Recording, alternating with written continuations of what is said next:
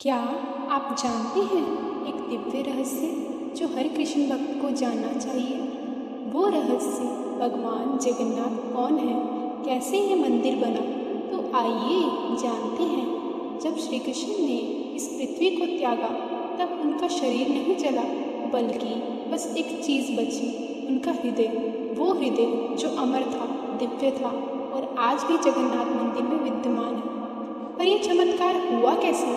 क्यों श्री कृष्ण का हृदय नहीं जला और कैसे वही हृदय बना भगवान जगन्नाथ का स्वरूप? द्वारका नगरी में जब श्री कृष्ण ने अपना अंतिम समय पूरा किया तब वो किसी युद्ध में नहीं, किसी शोर शराबे में नहीं, शांत वन में पीपल के पेड़ के नीचे ध्यान मगन अवस्था में बैठे थे।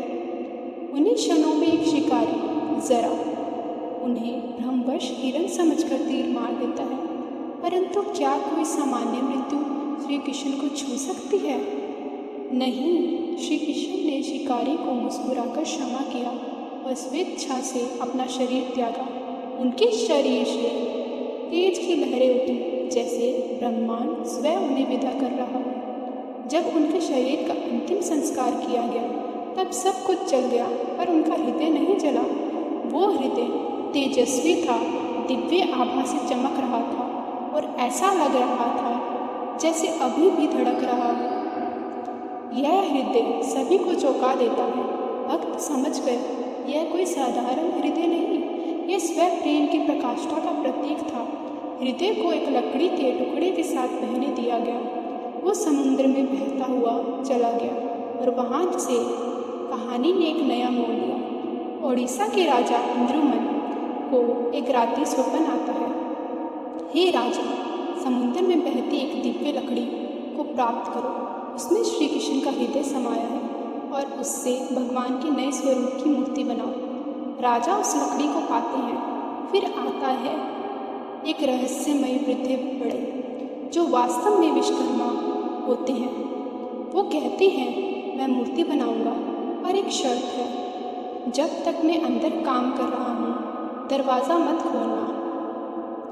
राजा और रानी कई दिनों तक इंतज़ार करते हैं, परंतु कोई आवाज़ नहीं आती। डर लगने लगता है कि कहीं कुछ अनहोनी तो नहीं हो गई। जैसे ही वो दरवाज़ा खोलते हैं, वृद्ध गायब हो चुका होता है और सामने पड़ी होती है 3 अधूरी मूर्तियाँ, भगवान जगन्नाथ, बलभद्र, सुभद्रा। इन मूर्तियों में हाथ पाँव पूरे नहीं थे, परंतु चेहरे पर एक दिव्य मुस्कान थी। राजा समझ जाते हैं यह अधूरापन ही ईश्वर की लीला है।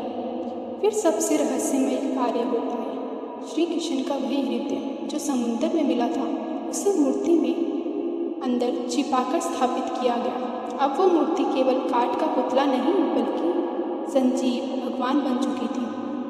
कहा जाता है कि आज भी हर 12 साल में पुरानी मूर्ति बदली जाती है, जिसे नव क्लेवर कहते हैं। तो वो दिव्य हृदय एक मूर्ति से दूसरी में स्थानांतरित किया जाता है और यह प्रक्रिया इतनी गुप्त होती है कि जिस पुजारी को यह कार्य दिया जाता है वह अक्सर कुछ समय बाद प्राण त्याग देता है।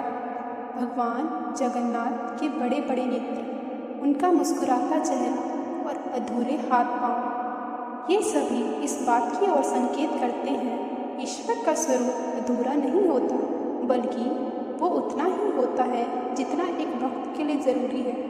श्री कृष्ण आज भी भगवान जगन्नाथ के रूप में अपने उसी हृदय के साथ हमारे बीच उपस्थित हैं। जब भी कोई भक्त पुकारता है वो मुस्कुराकर देखते हैं, क्योंकि उनका हृदय अब भी धड़क रहा है। जय जगन्नाथ भक्तों।